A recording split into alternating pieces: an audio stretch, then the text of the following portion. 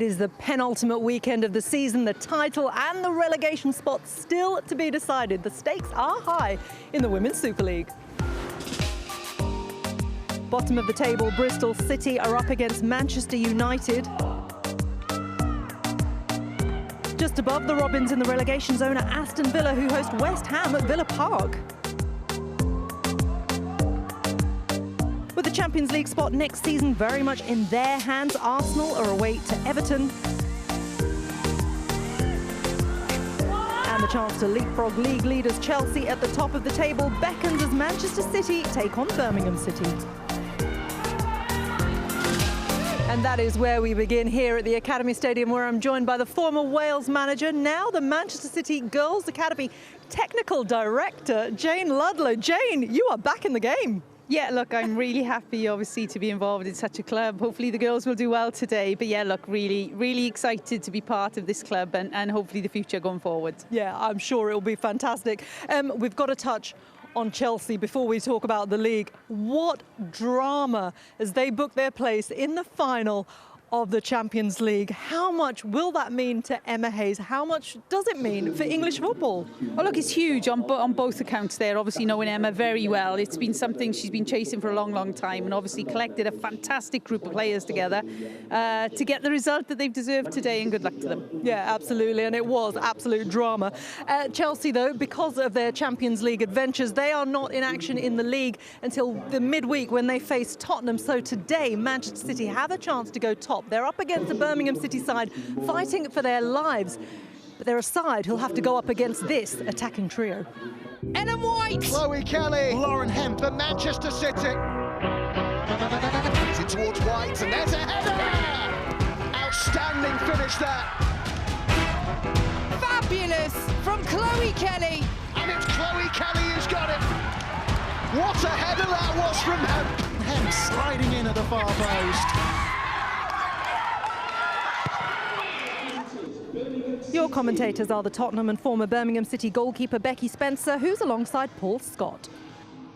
Well, Manchester City, they are unbeaten in 5 in all competitions since a defeat to Barcelona in the Champions League. As we take a look then at the two teams for you. Manchester City have made 3 changes to the side that drew 2-2 with Chelsea last time out. American duo Abby Dahlkemper and Sam Ewis drop to the bench. So Esme Morgan and Georgia Stanway come into defence. Laura Coombs into midfield. Well, Birmingham City have made 2 changes. Emily Murphy and Lucy Whip coming in. Viatriki Sari has to settle once again for a place on the bench. It is a match that has massive ramifications at both ends of the WSL table, and Manchester City have an early opportunity. They're causing problems here. It falls kindly for Chloe Kelly, whose shot is saved by Hammerhampton with inside the first 30 seconds. Watching her, I knew it was going to be a busy day for her, and as you can tell, after 30 seconds, she's already making a magnificent save down to her right. Manchester City have started very brightly, as perhaps we expected, but Hannah Hampton called into action. She was equal to it, but warning signs really for Birmingham. Here with the shot, it's spilled by Hampton, and following up is Chloe Kelly, and Manchester City have found a way through with inside the first 10 minutes. Nothing Hannah Hampton could do. She could only parry it into the path of Chloe Kelly. And Manchester City are up and running. It was a great save by Hannah Hampton at the first thought, but the defenders couldn't get it clear, and Chloe Kelly finishes it nicely. Here is Bronze.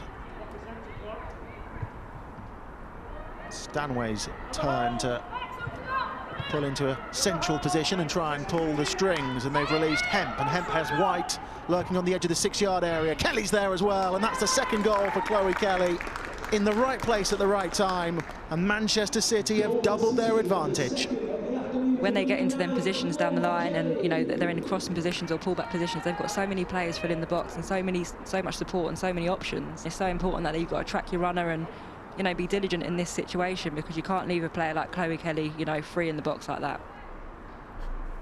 But Birmingham just can't get out of their half. It's been the story of the first 45 minutes.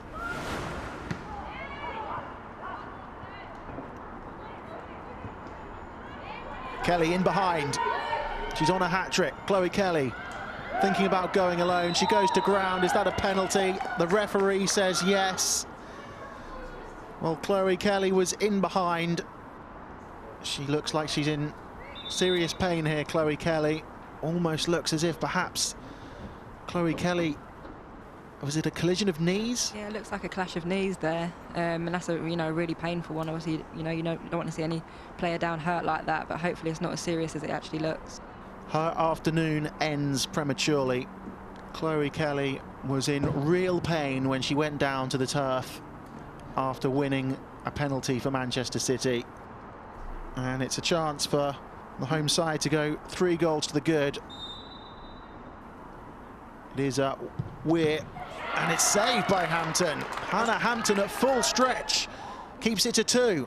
That was a fantastic save down to Hannah Hampton's right. I mean, she pushed it away as well, so a great save by Hannah. And, hopefully that gives them a bit of confidence now they can grow into this game. White. Hemp in behind, across the face of goal, and it's still alive. Claims of handball not given. Birmingham survive once again. Here's Walsh. Weir looking to make amends. Another save by Hampton. Yeah, that was an incredible save by Hampton. Close range, so she had to react really quickly, and the area she pushed it into was really good as well. Stanway stands the ball up, and it's going to be Weir with the shot and Hampton with the save. She's having an inspired game. I mean, I said she was going to be busy from the word go, and she stayed alert, she stayed up for it, and she's made some vital saves.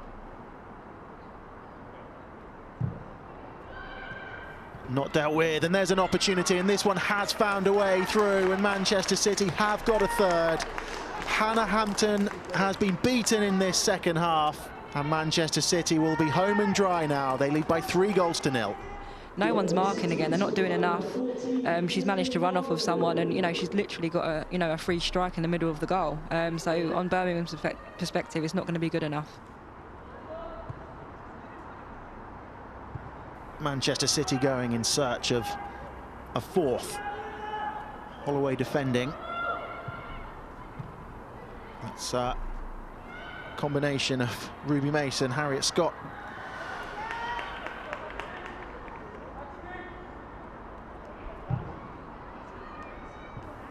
Greenwood up from the back. It's ricocheted into the net. And Manchester City have scored deep in stoppage time. It is the substitute Sam Mewis who lashed the ball home.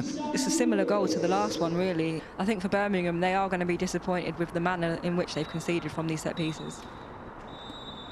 Well, the WSL title race is still alive. Manchester City have done their bit. They've beaten Birmingham by 4 goals to 0. We needed to put goals on the board, put 3 points on the board, and keep the pressure on. It puts us in the top of the league, and what we wanted to do was take it to the last game, and we've done that. So we're kind of keeping our side of the bargain. They're relentless. They really are. They're unbelievable. The way they move the ball, their strength, their power, everything about them. They're an exceptional side. Yeah, so a huge win for Manchester City today. We're joined by Esme Morgan. Great to see you, Esme. And this is really what you had to do. The job was to come out here and win, keep the pressure up on Chelsea, and you guys did exactly that today. Yeah, we knew we need to try and score as many goals as possible over the next 2 games, the final 2 games, to try and close the gap. And obviously in the event of a slip up from them, which we know is not necessarily the most likely thing, but stranger things have happened in football, and we've just got to keep believing and keep hoping right until the end. And as you say, just do our job, which is just to score as many goals and win by as many goals as we can to hopefully close the gap. Yeah, and you did exactly that. And the first 2 came from Chloe Kelly. What a performance from her, as always, Jane. Yes, superb. We were talking about her at half-time, how well she's done this season. Again, we saw a great display from her today, obviously bagging 2 goals, being on the end of some great deliveries, obviously, firstly from Lauren on the left-hand side. She hasn't You've got to be there. No, but Lauren hasn't done bad all season as well, to be fair. But look, Chloe's been a standout performer all year, and it's great to see her on the score sheet again. Yeah, and she's contender for Player of the Year, isn't she? And rightly so. But of course, there was one awful moment for her, and this was a big injury. I mean, it almost looks innocuous at first sight. but she went off the pitch. 9 minutes of added time as well.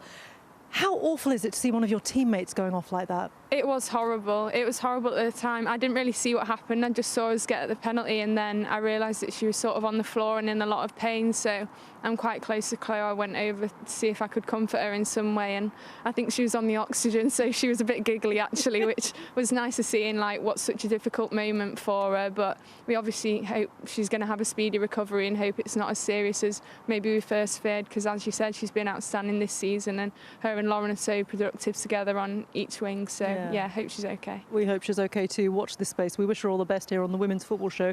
And Esme, then came your moment. And this is really beautiful to see, your first ever goal for Manchester City. And you've been here since, well, the under-16s. Yeah, I joined in the academy and I've been a City fan all of my life. So it was, I've not even seen it back yet. Have a look. What do you think? It came at me really fast. I saw someone flick it on and I was just hopping around like a muppet. Everyone was sort of coming over to hug me, and it was nice how pleased everyone was for me. I think they were probably a bit surprised, as was I, because I've waited a long time to score my first City goal, so it was an amazing feeling. Yeah, it was lovely to see you score your first goal, but it was emotional for other reasons as well, wasn't it? Yeah, just yesterday my great aunt passed away, and she used to sit just along there in the front row. She used to come to every single home game and loved cheering us on from the stand, and I thought, it's just so typical. We've waited so long for me to score my first goal, and just one day too late almost, but at the same time it's almost the perfect tribute, because she'll be looking down somewhere celebrating, I'm sure. She would have loved to be here, but I'm so proud that I sort of paid tribute to her in the best way I could think, which is to score for City, the club she loves so much. Yeah, this one's absolutely for her. Well, lovely to see you, Esme. Thank you. Well, let's move on to Arsenal now. They travelled to Everton, and a win for them would pretty much guarantee them that final Champions League spot. Manchester United chasing, of course, but they would still get that final berth regardless of whether they won or lost in their final game of the season. Let's see how they got on. Your commentator for this one is Emma Jones.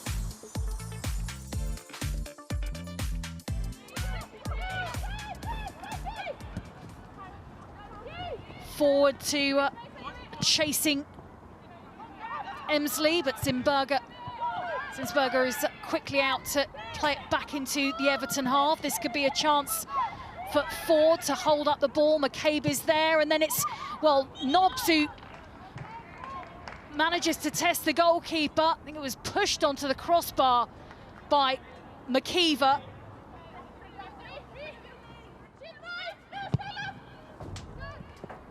Played through midfield. McCabe is the player racing onto it, and she'll chip it over McKeever to give Arsenal the lead here. The ball played through midfield. McCabe inside the 18-yard box over the Everton goalkeeper, and it is Everton 0, Arsenal 1.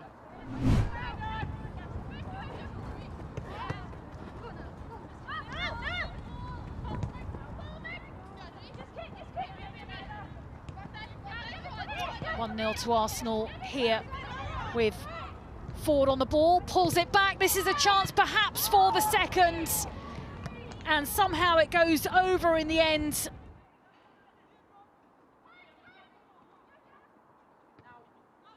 Oh, and this is a real chance, and suddenly it was chipped in, and Megan Finnegan is there, and Everton have got themselves an equaliser. The first team to score against Arsenal in 8 Women's Super League matches, and Megan Finnegan makes it Everton 1, Arsenal 1.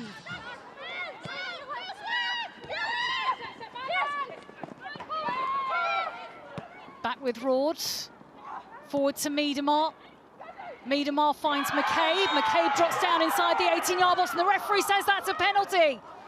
She points to the spot with seconds left of the game. Blow of the whistle. Little comes up and Little scores! And the Arsenal captain might well have scored the goal in injury time to secure Champions League football for her team again next season. And in fact, the full-time whistle goes. A late win here at Walton Hall Park. It finishes Everton 1, Arsenal 2. throughout the game I was quite comfortable and quite confident. I mean, obviously disappointing that we copped the goal in the manner that we did. You know, very much unlike us. But all in all, I think you know, probably the result that the way it should have gone. We desperately wanted to take points off the top four this season. We've not managed to do that yet with one game. So obviously, you know, regardless of the position in the league, it was important that we could do that today, and we've failed, as I say, just on the last kick of the ball. So Jane, Champions League football all but secure for Arsenal with that final kick of the game as well. As far as parting gifts for Joe Montemurro go, that's pretty special, isn't it? Yeah, it is, and he deserves it. He's done a great things for the club over the last few years, and I'm sorry to see him go. But obviously I want the club to keep progressing, and Champions League football is something they need to get season in, season out. Yeah, it's where they want to be and where they belong, isn't it? Let's take a look at how they did it. Look, it was neck and neck right up until the final moment. A penalty incident here. Katie McCabe brought down. The person who stepped up, the captain, Kim Little, and look at that penalty. It's a very good finish, wasn't it? And, you know, a lot of pressure on her there. And, yes, great finish. And last kick of the game, fantastic for the club. Isn't it just? Look, they are the only English side to ever have won it. We've seen Chelsea get to the final now, someone who was part of that winning team. What does it mean to have an English club in it? But what does it mean for the DNA of Arsenal? Yeah, look, it was huge for us back in 2007, and it did grow the game, definitely. And I'm sure Chelsea get in there now this season is going to have a similar impact. You know, it's fantastic for the people concerned within Chelsea, obviously Emma Hayes being the main one and all the players. But I think it's great from a league perspective. Having one of the teams at that level now at the end of the season is superb. Yeah, it really is, isn't it? Well, look, one of the sides that looks like they will miss out is Manchester United. They travelled to Bristol City today. Bristol City, the team at the bottom of the table, fighting for their WSL survival. Your commentator for this one was Chris Legg.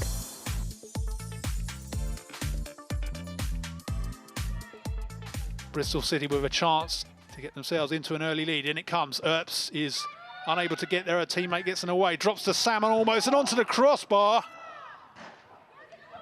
And behind.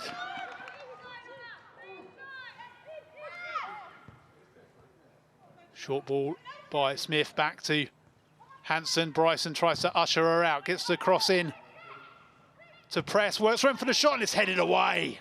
Oh, lovely work back to Heath, and almost beats Bagley at the near post. It's behind and off the advertising hoardings. Evans, plenty on that clearance, and Salmon is onto it, and can she get the shot away? Earps comes out. What a block by the United keeper. Came back to Wellings and she couldn't get the direction on it. But whatever happens here, City will at least be able to catch Aston Villa. Oh, and a header wide, and the ball comes in from the right, and Molly Pike heads it wide. City with promise again. But a point for City means they are both still in danger of finishing bottom on the final day. Sigsworth on the attack for United, into space. Does well to hold on to it and just gets the shot all wrong.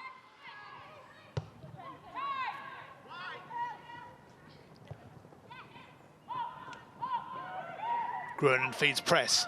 Press twinkle toes into the area and pulls it back, and it's flicked off and onto the post. Jane Ross got the touch, hit the post, hit a City defender on the way and into the net. And a cruel, cruel late blow for Bristol City.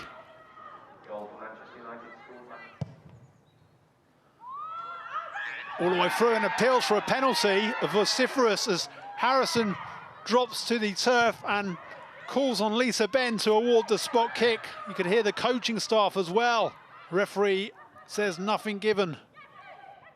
It has finished Bristol City 0, Manchester United 1. Our aim was Champions League football, and I feel that as a personal failure that we haven't done that. So there's lots of things for me to assess, but also to build on for next season. I think forget a point, I think we deserved all three today. You know, we should have had a penalty. I've watched it back, it's a clear penalty, she's pulled her back. So really frustrated because that could have got us back in the game again. Yeah, so Jane, a win for Manchester United, possibly a lucky one, but they'll take it. But for Matt Beard, as we just heard there, so disappointed, so furious as well. And we're just going to look at that potential penalty incident, I should say, again. What did you make of it? Should it have been given? Well, look, looking at it, it does look fairly obvious, doesn't it? The way the players fall in there and being grabbed and as she's running into the box. But, you know, when you look at it, the official does look like her view may be blocked by players. So that's the only out you could possibly give her with not giving the decision, I guess. But at this stage of the season, when it's so tight at the bottom, they're fighting for their WSL survival. It must kill that, it must really sting at this point. Oh, yeah, look, if you're part of the club right now, you will be very, very annoyed with a decision like that happening. And obviously the goal as well and how that's come about. Yeah, look, when you're at the bottom, I guess things a lot of the time will feel like they're not going your way. It could have been given, definitely, that penalty, but unfortunately for them, it wasn't today. Yeah, indeed. Well, look, there are two other sides who are fighting for their survival as well. Aston Villa and West Ham. They played at Villa Park today. That's two of the final remaining games that we're rounding up today. But we start with Reading against Brighton. Now, Farrah Williams announced her retirement earlier this week. Let's take a look back at some of the highlights of one of the legends of the game.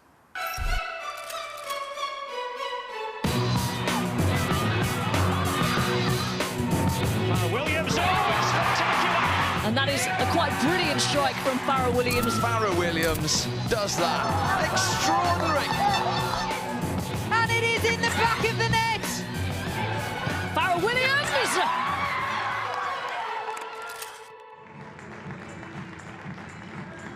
Presentation here for Farrah Williams, England's most capped player, announcing this week that she will be retiring.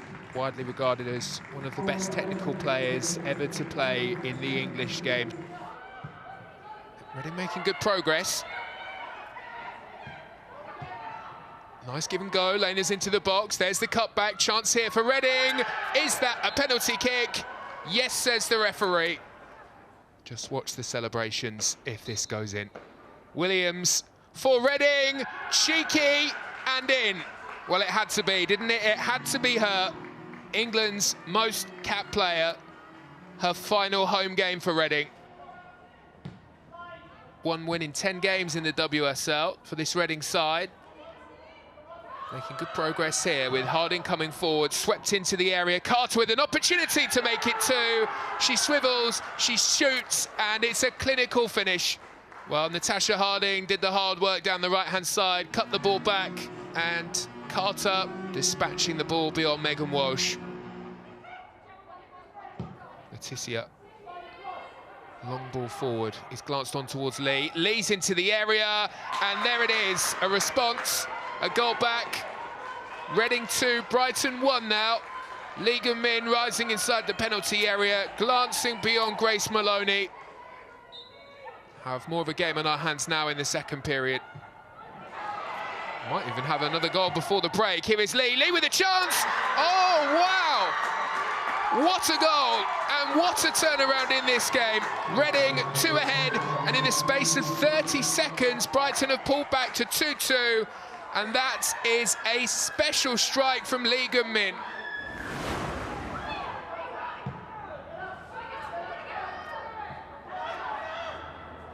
Forward here come Reading with another opportunity, slipped through the legs of Megan Walsh. A lovely finish by Natasha Harding. Reading 3, Brighton 2.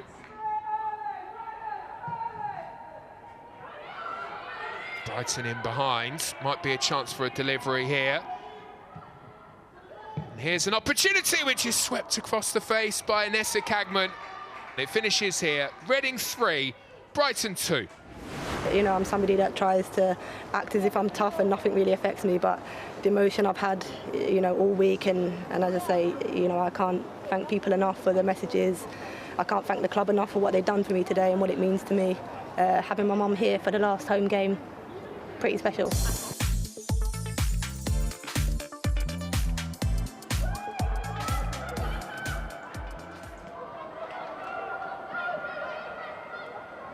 As Thomas comes forward now.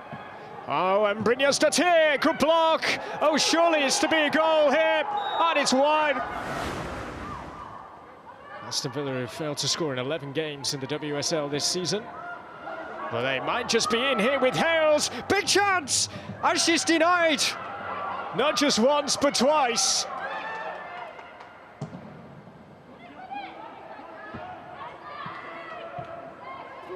As Thomas is in, it's Marta Thomas off the frame of the goal. And she's there again, bravely, the goalkeeper.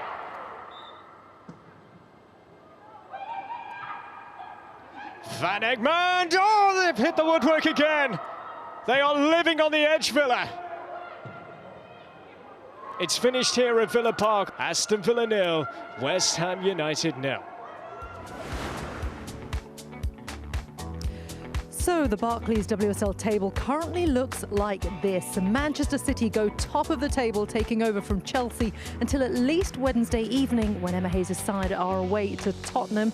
It is all but guaranteed Champions League football for Arsenal next season, who are third. Manchester United 3 points behind them in fourth. And it's looking troublesome at the bottom of the table and still so tight. Aston Villa now 2 points clear of Bristol City, who remain in the sole relegation spot at the foot of the table. Well, look, Jane, with a landmark broadcast deal coming into effect next season for the WSL, this is exactly what you want. Everything going right down to the wire. Yeah, look, for me, it highlights how competitive the game is now at the top level for the women, and hopefully that will continue through season after season going forwards. Yeah, and I'll tell you someone else who is going to be celebrating today, because Leicester City won they were given their trophy today for winning the championship. I think they did that with 2 games to spare, and these are some beautiful images as well. Such a well-run club, and they thoroughly deserve their place in the WSL next season, don't they? Yeah, and look, so they should enjoy that moment. They've worked extremely hard all season. You know, they've had a great run of results, and good luck to them next year. You know, it's going to be a little bit different next year, and I'm sure they're looking forward to the challenge. I'm sure they are. Speaking of challenges, we know someone who's been through so many, and she's achieved such a high status in this game. She really deserved that beautiful send-off Farrah Williams got in that final game. Hope Powell there as well, who knows her so well. It's just a shame, I suppose, Jane, that the fans weren't there to say goodbye as well. Yeah, look, she deserves all the appreciation that we should give her, and I'll give her now, because she is one of the top players. She has been for many, many years, and it was enjoyable coming up against Farrah as a player many years ago, and she was always going to be one of those top players for our national team and for all the clubs she's represented as well, and I wish her well in the future. Yeah, I think we all do. An absolute legend of the game, but really deserving of that tag as well. So that was all the action from the WSL for this weekend, but there is plenty more sport coming up on the BBC next week. Well, the World Snooker Championship finals are tomorrow on BBC Two at 1 o'clock. You can listen to all the goals as they go in on 5 Live final score as Manchester City look to reach the Champions League final for the very first time. They play PSG in the second leg of their semi-final on Tuesday at 7 p.m. That's available on BBC iPlayer. To hear the biggest names in women's football, subscribe to the Players Podcast. That's available now on BBC Sounds. And it is the last women's football show of the season next Sunday on the BBC iPlayer at 9 p.m. and on BBC One at 11:40. Jen, it's been great to have you with us as always. A pleasure to have your company at home as well. What a weekend it's been, setting up a nail-biting finale at the top and the bottom of the table. Make sure you join us here on the Women's Football Show next weekend to find out what happens on the final day of the season. Bye-bye for now. Little comes up and Little scores! Here is Lee. Lee with a chance. Oh, wow! It slipped through the legs of Megan Walsh. We're with the shot. Following up is Chloe Kelly.